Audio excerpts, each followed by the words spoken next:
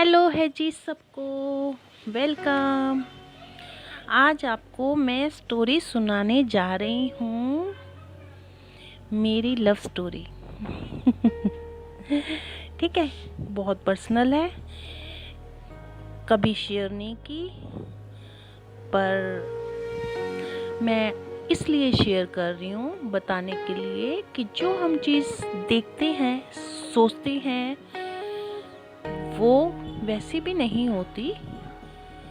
और जो हम सोचते हैं कि हम ऐसा करेंगे प्लानिंग करके, तो ये प्लानिंग्स तो भगवान के हाथ में होती हैं। आप जितने भी समझदार बन जाओ तो चलती भगवान की है। खैर, फिर भी हमें अपना दिमाग तो थोड़ा लगाना ही होता है। तो मैं शुरू करती हूँ जल्दी से। ये उन दिनों की बात है। एक्चुअली शादी से पहले मुझे मेरी बहुत सारी फ्रेंड्स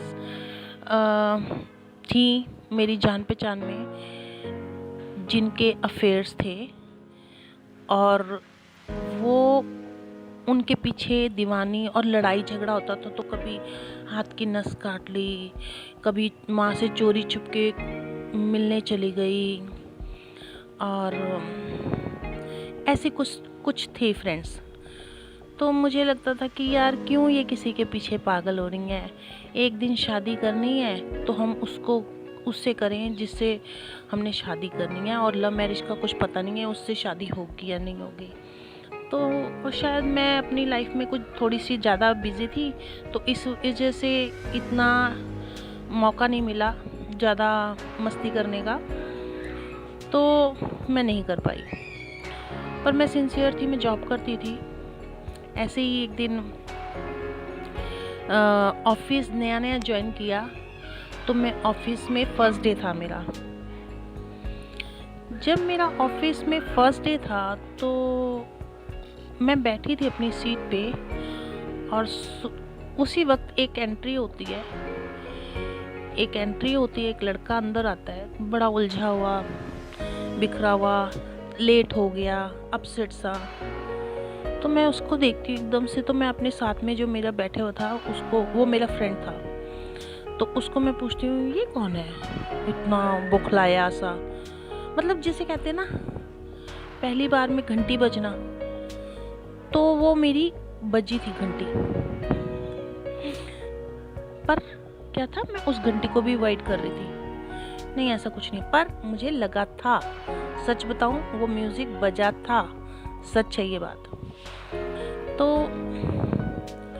मेरा फ्रेंड बोलता कि ये तो थोड़ा सा ऐसे ही खिसका हुआ है, तो इससे दूर रहना। मैंने बोला अच्छा। तो मैंने कहा ठीक है।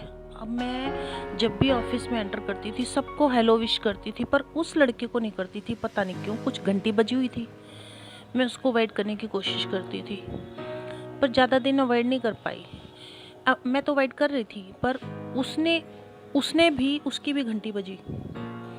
उसने अपने घर में बात की कि ऐसे ऐसे ऑफिस में हमारी लड़की आई है, मुझे बहुत पसंद है, मैं उससे शादी करना चाहता हूँ। तो उसकी सिस्टर आ गई, तो बोला कि मैं आपके घर आना चाहता हूँ। मैंने कहा क्यों?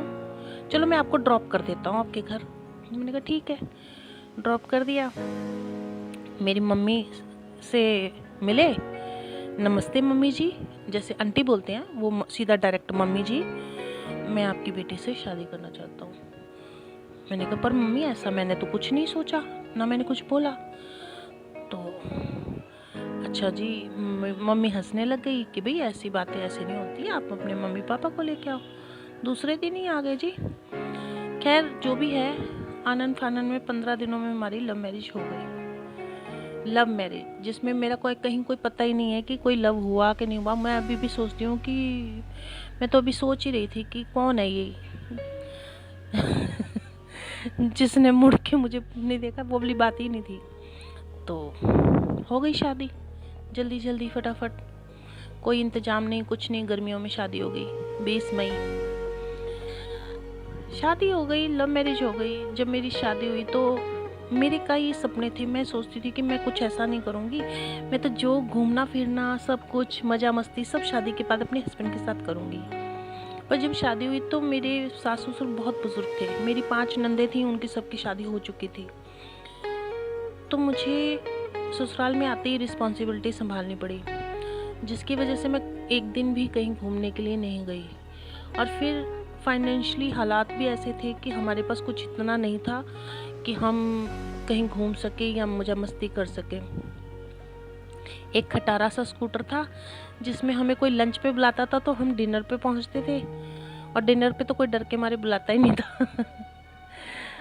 मेकअप करके जाती थी तो पति बोलते थे पूरा मुंह ढको, उनको लगता था कि भाई स्कूटर में जा रही है और कहीं स्कूटर ख़राब हो गया तो फिर मेरा मेकअप पूरा धुल जाता था जब किसी के घर जाती थी। गर्मियों के दिन थे तो इन चीज़ों की झल्लाहट रहती थी, प्यार तो कहीं था ही नहीं। पति खुश थे कि भाई मैं जिस लड़की को पसंद करता था वो लड़की मेरे को मिल गई, और मैं इस वजह से इरिटेट थी कि मैं जो चाहती थी वैसा कुछ नहीं मिला। तो लड़ाई शुरू, खूब लड़ाई होती थी, मतलब इतनी लड़ाई कि 5-6 साल हमारे बीच में बहुत लड़ाई हुई। और कोई पूछता था तो मेरी लव मैरिज है, ये लव मैरिज है। करते करते थोड़ा टाइम बीता, काफ़ी दिक्कतें बहुत झेली लाइफ में, बहुत झेली। खैर उस वक्त शादी जल्दी जल्दी हुई थी तो मैंने सोचा कि ना मेरी जब 25वीं सालगिरह आएगी तो कम से कम मैं उसको सेलिब्रेट करूँगी, क्योंकि मैंने शादी तो अपनी सेलिब्रेट की ही नहीं, मुझे कुछ पता ही नहीं चला, जल्दी जल्दी में कुछ तैयारी नहीं की, बस जो थोड़ा बहुत इंतजाम किया बस किया। देख लो 25वीं सालगिरह है मेरी कल, और गवर्नमेंट ने ऐसा कर दिया कि तुम क्या करोगे भाई, पार्टी तो तुम कर ही नहीं सकते। मतलब मेरी किस्मत ही खराब है। अगर मैं जो सोचती, अच्छा मैं तो शादी के बाद गोवा घूमने जाना पति के साथ, 25 साल हो गए गोवा गोवा नहीं जा पाई। बच्चे पैदा हो गए तो उनके स्कूल शुरू हो गए। पहले mother in law father in law को छोड़ के नहीं जा सकते थे, जब वो हमको छोड़ के चले गए तो बच्चों की ड्यूटी शुरू हो गई। जब बच्चों की ड्यूटी करते करते अब क्या जाएंगे बुढ़ापे में गोवा। तो ये जो लव मैरिज अरेंज मैरिज होती है ना, ये कहने के लिए होती है, आपको एडजस्टमेंट हर स्टेज पे करना पड़ता है, करना ही पड़ता है। लव मैरिज वो होती है जब अरेंज भी हो जाए और आपके बीच में बहुत प्यार है, पति आपके बिना नहीं रह सकता, बीवी आपके। हम तो दोनों एक दूसरे, हम तो ऐसे सोचते थे कि क्या कुछ चमत्कार हो जाए, मैं ऐसी जगह चली जाऊं जहां मैं आराम से 3-4 दिन सोती रहूं, क्योंकि घर में इतने काम होते थे, मेहमानों का आना जाना, और अकेली मैं देखने, कोई काम मेड नहीं, कोई कुछ नहीं, फैमिली बड़ी। तो ये जो हमारी लाइफ के डिसीजन होते ना, हम सोचते कि हम ऐसा करेंगे, पर हम ऐसा कर नहीं सकते, क्योंकि हमारी किस्मत में कुछ ऐसा लिखा होता है जो हमें वैसा ही करना है जैसे भगवान ने बनाया है। इसके बीच में हम अगर बोलते हैं कि लव मैरिज होती तो अच्छा होता, अरेंज मैरिज होती तो अच्छा होता, नहीं, ऐसा कुछ भी नहीं होता। ये सब चीज़ें पहले से प्री डिसाइडेड है, वो जैसी होनी है वैसी ही होनी है, चाहे आप कितने भी स्मार्ट हो या कितने भी कूल हो या कैसे भी सोच समझ के चलते हो, आपकी सब सोच समझ साइड में। अब हम इतने सालों से सोचे थे 25वीं एनिवर्सरी शानदार बनाएंगे, शादी तो हुई नहीं, अच्छे से जल्दबाजी में हुई, पर अब देख लो क्या हो गया। कोई बात नहीं, अब 50वीं सालगिरह में अच्छे से बनाऊंगी अगर जिंदा रही तो। ये स्टोरी सुनाने का मतलब ये है कि हम सोचते बहुत कुछ है, पर होता वही है जो वो भगवान चाहता है, जो हमारे लिए अच्छा होता है, जो हमारे लिए लिखा हुआ है। तो जो दिन चल रहा है उसी को एंजॉय करो, ये मत सोचो कल हम करेंगे, कल कभी नहीं आता, कल तो आता ही नहीं, कल होता ही नहीं, ठीक है। Okay, bye. लाइक, सब्सक्राइब और खूब सारा प्यार चाहिए मुझे आपका। बाय।